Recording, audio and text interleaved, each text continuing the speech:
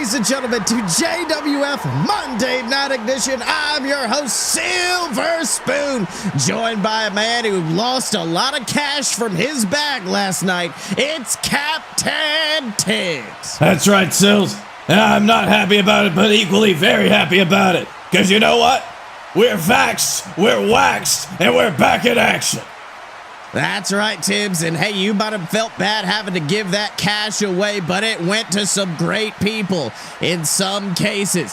The men's cash in the bag briefcase now being held by Chuck Gibbons. Karen Bush shocking the world when she, in her debut match at a pay-per-view, won the women's cash in the bag briefcase. And then, of course, some men we're going to be hearing from later, the team known as Legion having our tag team cash in the bag briefcase. That is three whole individuals, groups that Tibbs could change the entire way we look at JWF utilizing those briefcases and cashing in. It's going to be great, Sills. Listen, anytime over the next year, any of those people could cash in at any point in time. Hell, they could all cash in on the same night if they wanted to.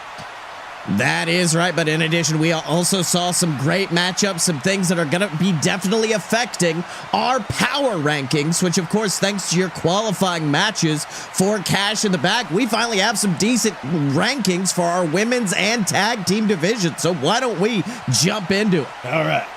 So we'd like to start with our women's rankings, Tibbs. Coming in at number 5, Ayanna, the Warrior Princess. 1 victory, 1 loss. Interestingly, the only person in our women's rankings to have lost a match is Ayanna, but that match was, of course, against the champion, and we know Ayanna definitely took Valkyrie to her limits. Absolutely, Sills. That may be a loss on the record, but it was a well-earned fight.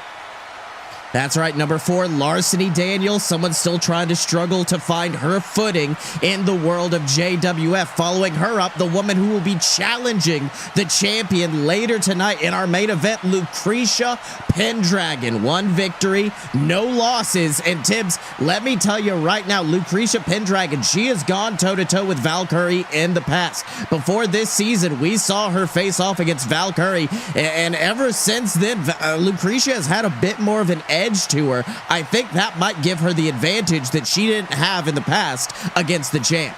Well, Sills, we know they've already faced off quasi a little bit, not in an official capacity, but they have definitely crossed paths. And Sills, let me tell you, it is gonna be a banger. Finally getting to see Lucretia Pendragon take on our champion Valkyrie.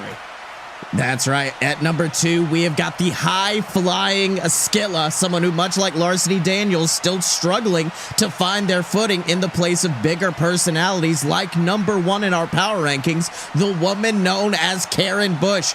She's number 1 ranked in the division, plus she has the cash in the bag briefcase. In my opinion, that makes Karen Bush one of the most dangerous women in this division. So she left me a 10-minute long voicemail the other day, and I haven't listened to it. Not really planning on it. I think she actually left me a 15-minute one after that. I listened to a little bit of it. It was all complaining about you not answering for yours. It was not good. Now moving on to our tag team rankings. Coming in at number 5, a team we have not seen yet. Coach and Friend, but of course we've seen their dominance in the past. 0 wins, 0 losses, haven't had a matchup yet, but hell, we don't have many to fill out this power rankings. At number 4, the Hard Americans. 0 victories, 1 loss. And Tibbs, let me tell you something, ever since AJ Steele aligned himself with the Hard Americans, the former Wild-Eyed Southern Boys, in my opinion, it sent them down the drain. Absolutely, Sills. I mean, AJ Steele has done what AJ Steele does best, and that is ruin good things. That is right. Coming in at number 3, though, Bananas in Pajamas, the former tag team champions. 1 victory, 1 loss. And you know Bananas in Pajamas, after their loss last night at Cash in the Bag in that ladder match, are definitely going to be seeking some form of retribution in the future. Well, so they can seek all they want, but I mean, they have quickly become small fish in an even bigger pond. That is right. Now, number 2, we already spoke about him, Legion. We're going to be hearing from them after the power rankings. 1 victory, 0 losses. But then, number 1 in our power rankings, the recently signed team of Alistair Bateman and Sami Sin. The team known as Demon Inc. have arrived and shot up the power rankings because while, yes, they did not win their ladder match at Cash in the Bag, let's not forget at the JXT, our Developmental Territories pay-per-view, Sami Sin ended up winning their variation on that ladder match, in addition to them already holding the tag titles. In my opinion, that is definitely a good reason to have them shot to number 1. I think so, Sills. Demon Inc. has really proved themselves to be a nigh unstoppable tag team down in JXT. And up here, we've even felt that in JWF. I think the tag team division is in for a rude awakening.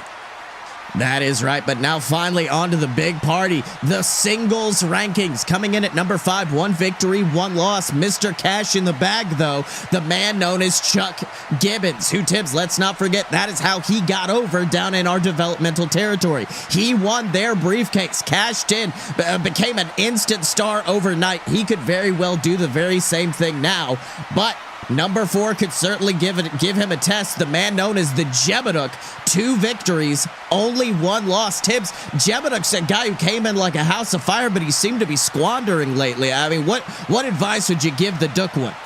Well, Sills, it's all about getting out there. I think the Jebeduk, he came in really hot off of the JXT, and he almost tried to make a name for himself. I mean, he beat Momoa Curry, for God's sake. And that man, but since then, he's just not been able to find the right opponents. He's not been able to find the ways to insert himself into higher profile matches and higher profile areas on the card. That's really what he's got to do, but he's, I don't know, Sills, something about his personality. That is right, but now on to number 3, 1/2 of our tag team champions, Hollywood Hulcher. 1 victory in the singles division, 0 losses. Number 2, our captain's champion, Scotty Moore, with 3 victories and 0 losses. But Tibbs, number 1 in the power rankings is a man who, let's be honest, doesn't want to be on these power rankings at all. He wants the championship gold, and he very well almost had it last night, and that's the man known as the Dylan. 3 victories, 0 losses. Let's not forget, Cash in the Bag, the Dylan did not lose. He won by a disqualification, which allowed our champion, Robert Hill, to keep the title. Exactly, Sills, and I think that was the first moment. That was the first time that you saw any type of an ounce of fear in the champion's eyes. He would rather get himself disqualified than have to face the Dylan. That is Robert Hill, Sills. That is the man who's run roughshod over this entire company for the last several months of existence. I mean, the fact that just has to show you how damn good the Dylan is. That is right, and you know we're going to be hearing from Dylan later today. He sent in a promo. He's still resting up at camp, making sure to train for an eventual rematch that I know he is going to be aiming for. But for right now, Tips, why don't we go backstage with the team that has claimed the Cash in the Bag briefcase, and a team who, let's be honest, could be more deadly with it than any team in history, and that is, of course, the men known as Legion. Can't wait. All right, well, why don't we hear what the big men have to say? Hello everybody, Honey Potmick Highlighter Man here, with the men who call themselves Mr. Cash is in the Bag, after their very epic victory last night in the Tag Team Cash in the Bag ladder match. The men known as Legion. Now gentlemen, what are your plans heading forward with the power that those briefcases can give you? Power. What an appropriate term. You see, many people in this company see having championship gold as having power. But to Legion, there is no power in gold. There's only weakness. There's only fear. The fear of one moment. One minuscule second of time wherein your body is too weak to lift your shoulder from the mat. The fear of being locked in a vice-like grip and your body giving way, your sight going black and your title being stripped from you because of your body's weakness. Being a champion isn't having power. Power is about potential. Power is about fear. And with this briefcase in our hands, we have the power to instill fear in every single tag team in that locker room. No moment is safe for them. No peace is in their minds. This world of professional wrestling no longer becomes a job they can leave. No, it has become a nightmare they can't escape. When they fall asleep next to their partners, when they hold their children tightly at night, it's not with feelings of love. It's with the feeling of fear.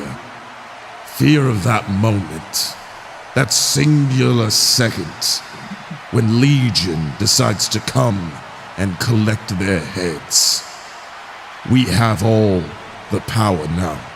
We hold all the strength, and now it's not a matter of if, but when. Because we are Legion, and we are one. Oh, well, Tibbs, strong words there from the Tag Team Cash in the Bag winners, the team known as Legion, and you know those boys are going to be keeping a close eye on the extraordinary quaternary match, that epic fatal four-way tag match that is going to be happening at Summerfest, and you know Legion is going to have their claws all over that. Absolutely, Sills. That is exactly what the quaternity match is for, and I'm really glad that you remember the name. It's hard not to, Tibbs, as much as I wish I could. But speaking of Summerfest, there's another big match coming on that card, and it is going to be the finals of the King of the Steel City tournament, one of the most historic tournaments in all of professional wrestling. The winner gets a shot at glory, a chance to face off against the champ with the title on the line. And Tibbs, we have got some great competitors in that tournament this year. Exactly, Sills. The King of the Steel City tournament is an exhibition to end all exhibitions. It is a tournament of tournaments in the JWF. It is where we crown a king. That is right, and right now we have got our first match in the quarterfinals of the King of the Steel City tournament. In the ring right now is Rat Boy Konnor, a man who I feel like many people are not putting many bets on when it comes to this, Tibbs. Well, Sills, I'm feeling that many people are surprised he's still in the company, like me. Well, he lost his job at the other one, but oh, there it is, Tibbs, the music of his opponent tonight, the man known as Funky Flossie, a man who, Tibbs, let's be honest, he started off the year amazingly, defeated our current captain's champion, Scotty Moore, in an amazing match, then went on to have a classic showing in the Expiration Chamber match. Funky Flossie has been on a roll, and right now, I think that role may lead to him becoming the king. Absolutely, Sills, and the King of the Steel City tournament is a perfect place for an up-and-comer like Funky Flossie to show himself, get to the end of this tournament, become king. That is a direct path to the championship. That's right. You can see Funky celebrating with the crowd, but wait, what the hell? And Tibbs, Funky Flossie is just being attacked with that random crowd member who's beating the hell out of him with that steel chair. What's going on? Holy shit, we need to get security out here right now. Oh, well, Tibbs, unfortunately, I don't think we're going to have to, because that's not an audience member. That is Blake Tanner. That is the former JWF Captain's Champion, and he is just beating the hell out of Funky Flossie with that steel chair. What's Blake thinking? I don't know, Sills. We have literally not seen Blake Tanner since he lost the Captain's Championship at WrestlePalooza. That's right. Now you can see Blake actually grabbing that steel chair and, oh my God, wrapping it around the neck of Funky Flossie. What is Blake Tanner thinking? Funky trying to get back to his feet and, oh my God, a Blake out. That vicious curb stomp straight into that steel chair. Funky Flossie might be concussed. What is going through the mind of Blake Tanner? It seems like he's completely snapped, Sills. I don't know. I've never seen him act like this before. Well, I think I may have an idea what Blake's wanting because he's getting into the ring right now. Blake Tanner, no remorse for what he's done to Funky Flossie because he's getting in the ring and he is staring down Rat Boy Konnor. Is he just trying to take this opportunity, this spot in the match? I don't know, Sills. It definitely seems like that, and there is nothing in the rules that prevent it. Well, I mean, you could see him intimidating our referee, Shibata, screaming at him to ring the bell, and it looks like Shibata obliges, and oh my God, Blake Tanner flying across the ring with a beautiful drop kick. Tibbs, like you said, we haven't seen this kid in months, and now he thinks he can just waltz back into the company and take an opportunity from a guy who has done so much this year like Funky Flossie. This is ridiculous. I know, Sills, I can't believe, especially Blake Tanner, gone for months, not a word, not a call, not a text, not anything. He comes back in here and he tries to take something from somebody who's been here for months, working his ass off. That is right, but ooh, look at that leveling Rat Boy Konnor with that massive clothesline before backing up, and ooh, the Blake out straight to the skull of the Rat Boy, but wait a minute. What the hell's Blake Tanner doing? He is not done. He is not done. He has got him locked in. The LaBelle lock, that vicious hold just wrenching back on the neck of Rat Boy Konnor, and Tibbs, he is forced to tap. My God, Sills. I know it's Rat Boy, but that was... Blake Tanner didn't even break a sweat, taking out Funky Flossie, Rat Boy Konnor just like that. And it looks like he's not breaking the hold either. He is absolutely wrenching back on that neck of the Rat Boy. And now, oh, Tibbs, look at this, going out and grabbing that bloodied steel chair that Funky Flossie was just sent skull first into. And now, wait, what the hell? Blake Tanner bringing that chair into the ring, and he's sitting down on it, and he's asking for a damn microphone. What the hell's this kid thinking? The audacity, Sills. The damn audacity, sitting in Funky Flossie's blood and getting a microphone.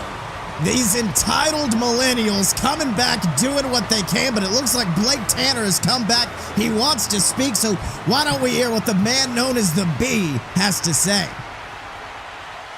Hello, hello, hello. Damn, it's good to be back. After months away on a much-needed sabbatical from the JWF, the last real Captain's Champion has returned. And mark my words, he has returned with a grand purpose. What purpose is that, you might ask? What wonderful, magnificent machinations have led me back here on this fateful day? Why, it's to become your king of the Steel City and put right what once went wrong on the ship that is Blake Tanner's career. That's right.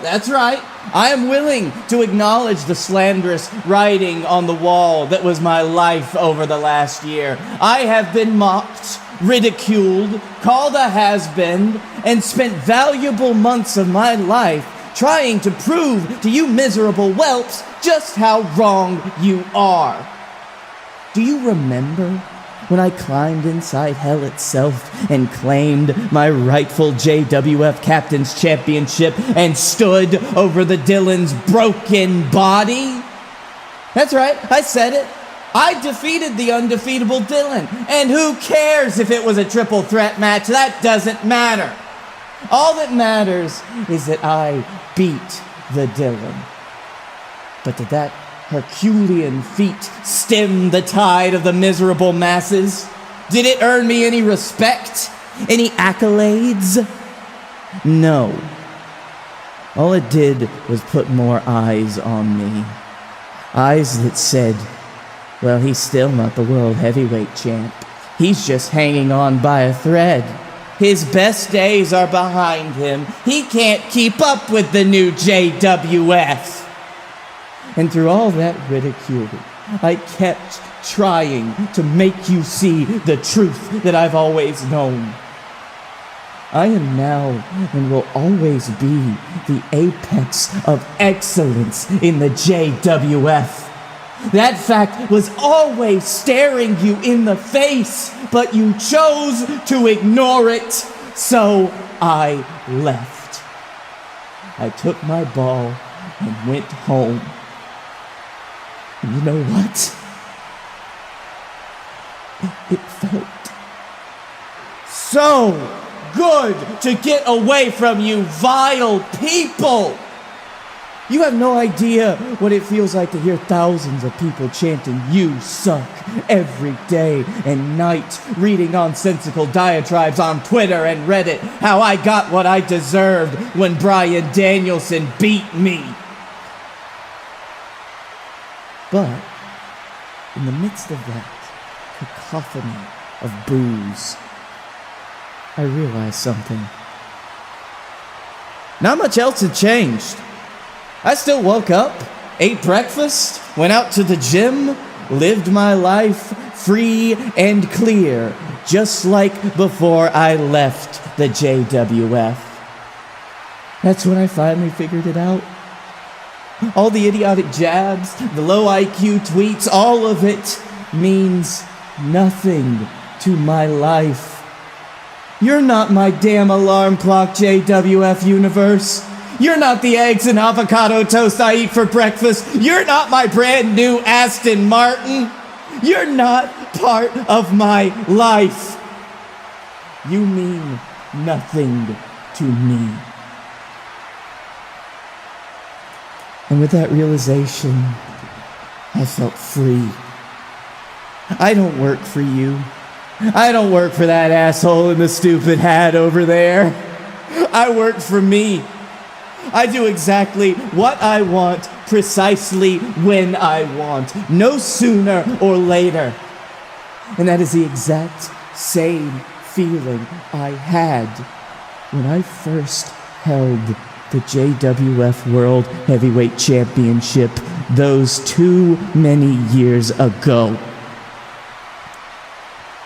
So here's the deal. I don't give a shit.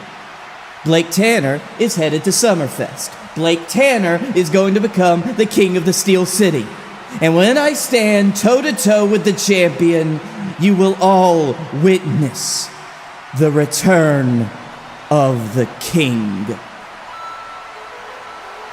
Well, Tibbs, Blake Tanner has returned, and let me tell you something. This seems like a focused Blake Tanner. I mean, over the past year, like he said, it almost seemed like Blake Tanner had snapped, like his psyche had shattered. But right now, what we see in this ring, it's almost that same intensity, that same concentration we saw for Blake Tanner when he held the JWF World Heavyweight Championship. And in my opinion, that means not good things for the rest of the men in the King of the Steel City tournament. That is a good point, Silves. This kind of Blake Tanner, he might spell trouble for the rest of the bracket. Although I will say, that may be the same fire, the same passion, but there is something a little strange about it. A lot darker, I would say, but even then, sometimes through darkness, people find their true strength. But right now, Tibbs, why don't we talk about a man who, in my opinion, was unfairly cheated out of the JWF World Heavyweight Championship, and that is the man known as the Dylan. A man who was face-to-face with Robert Hill, a dream match, undefeated versus undefeated, never been pinned, never been submitted. They went toe-to-toe, and instead of letting the match play out as it was supposed to, Robert Hill decided to hit a low blow, get that DQ, and run hightail home. It completely poured into the match, Sills. It took everything that the Dylan had worked for and just shoved it all out the window. This should have been a real ending to a real match. Not that kind of shit. That is right, Tibbs. But for right now, we actually have a message from the Dylan from his training camp earlier today, because let me tell you something. We may seem upset about it, but there is no one more upset about the actions of Robert Hill at Cash in the Bag than the Dylan. So why don't we hear what the technical spectacle has to say?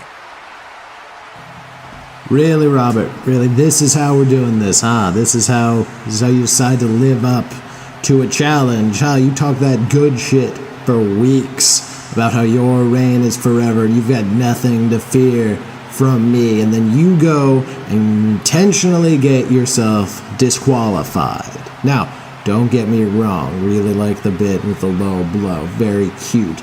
But this isn't over, because as far as I'm concerned, both streaks are still alive.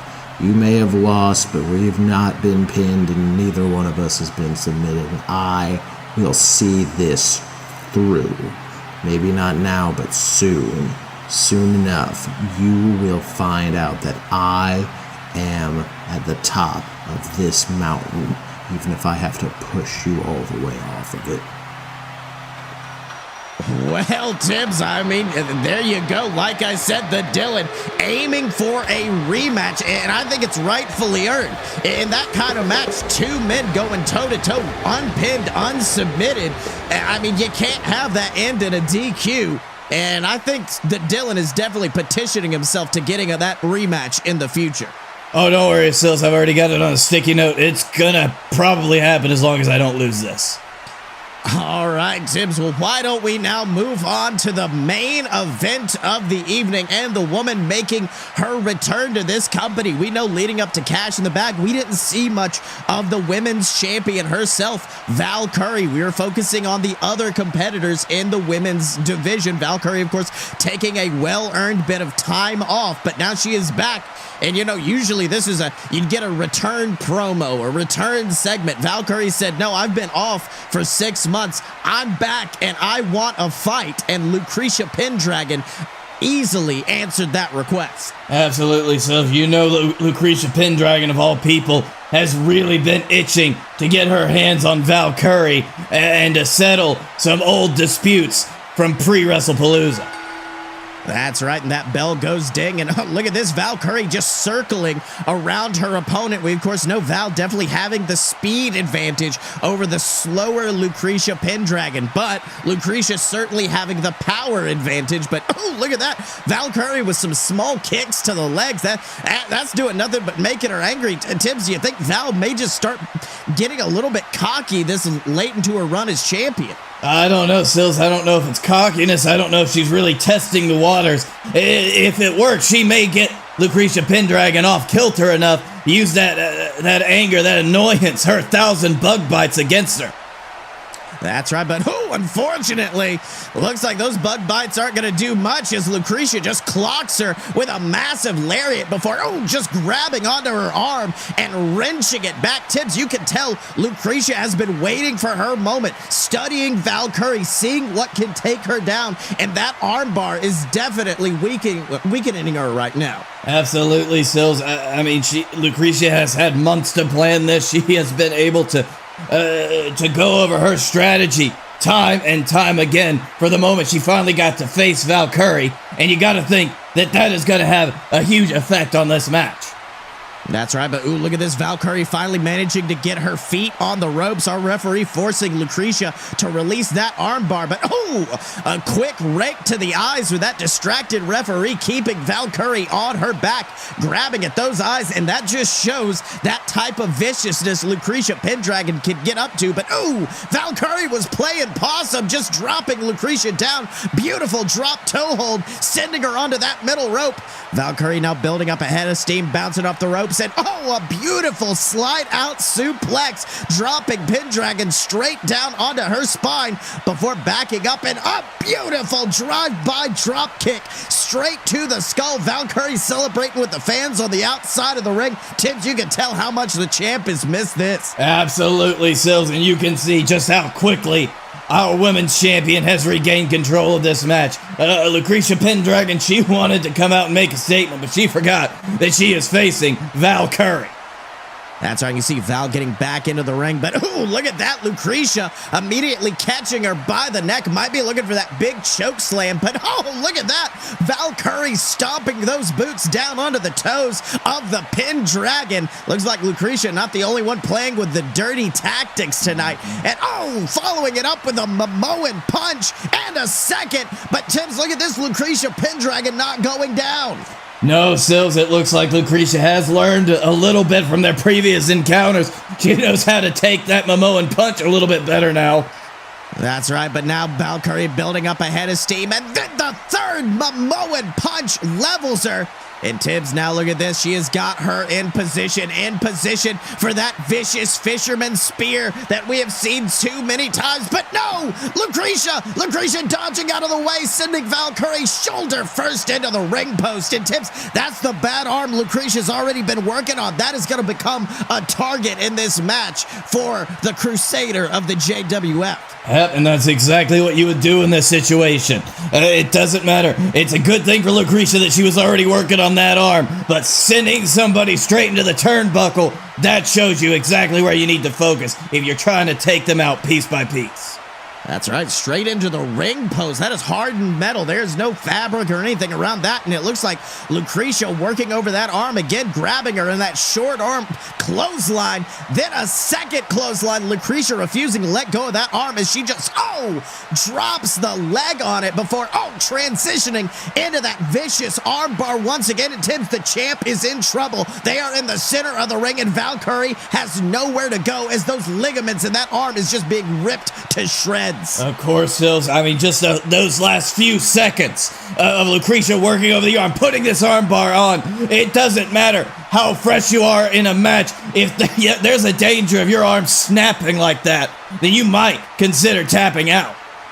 Oh, but wait a minute, Tibbs. Look at this strength of Valkyrie. Valkyrie trying to power her way out of it. Might be looking for a power bomb, but oh no, unfortunately, her legs giving way. The weight of Lucretia Pendragon just too much as she locks on it tighter and tighter. But wait a minute. Valkyrie, while Lucretia was readjusting her grip, manages to roll closer to the ropes, and she's got it. Those foots on the ropes, but unfortunately, Tibbs, I think the damage may be done from that armbar. Oh, I don't think so, Sills. I know she's going to be able to put the full force behind her punches anymore, and I don't even know she's going to be able to hit an effective spear off of that. Oh, that's right. Now look at this. Lucretia wasting no time, grabbing her by that bad arm, and unfortunately, doom seems to be in the air for the champion as she gets lifted up for the Knight's Cross Power Bomb. But no, Valkyrie reverses it into a roll-up. Last second roll-up, goes for the pinfall. 1, 2, 3, and Valkyrie at the very last minute, the stroke of midnight, manages to get that victory, besting a very game Lucretia Pendragon. And Tibbs, she certainly does not seem happy with this result. No, Sills, not at all. Valkyrie was able to pull that out by the skin of her teeth. Last minute roll up from what could have very well been the finishing move for Valkyrie tonight, but she was able to outwit her opponent and snag the victory from the jaws of defeat. So it was amazing to see, honestly. Oh, wait, hold on. Look at the ring, though. Lucretia Pendragon not happy with that result, grabbing our champion by the throat once again, looking for that choke slam. But, oh my God, Tibbs, what the hell? Oh no, Tibbs, that's Karen Bush. Mrs. Cash in the Bag is here, and she just took out Lucretia Pendragon before, oh my God, clogging the champion with the briefcase before.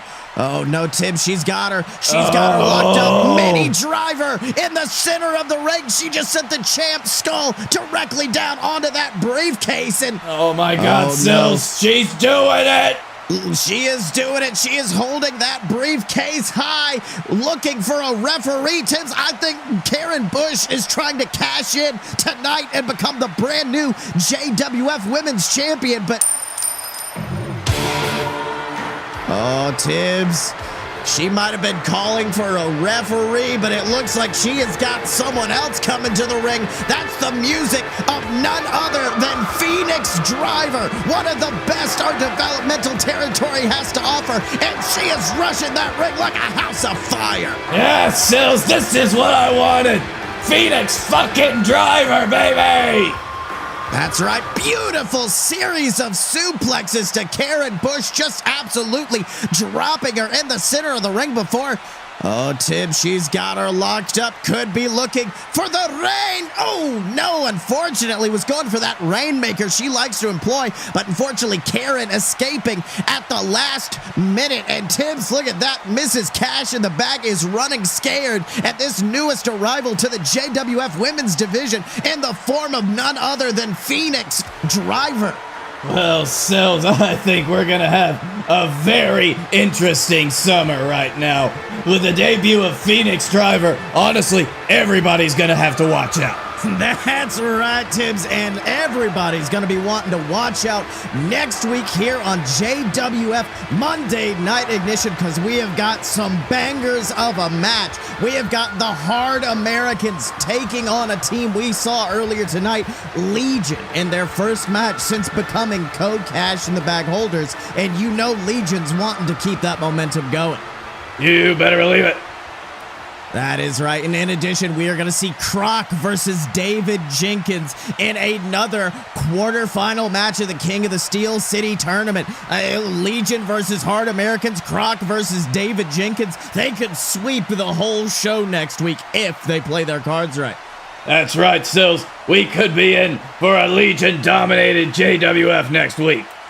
That is right, and in addition, we are going to see the return of Scotty Moore, our JWF Captain's Champion, to respond to the heinous actions of Lawrence Whitney at Cash in the Bag, because, Tibbs, we were all here, we were excited, CM Punk, the crowd was going crazy, and instead, damn Lawrence Whitney comes out, makes a mockery of the whole damn thing, and then gets in the ring with her. It was ridiculous.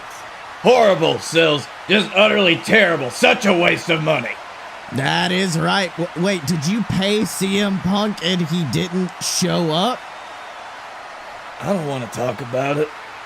I heard he was in talks with a company, Tibbs, but I thought it was the other. Okay, never mind. The Captain's Champion is going to be back next week. That's all that matters, and I can't wait to hear what he has to say. But until then, remember to support us at patreon.com/aloadofbs and pick up merchandise for your favorite superstars at merch.aloadofpurebs.com.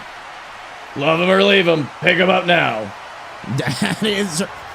you're in a mood tonight. That's right, Tibbs. But until next time, he's been Captain Tibbs, I've been Silver Spoon, and this has been JWF Monday Night Ignition. And we will see you next time.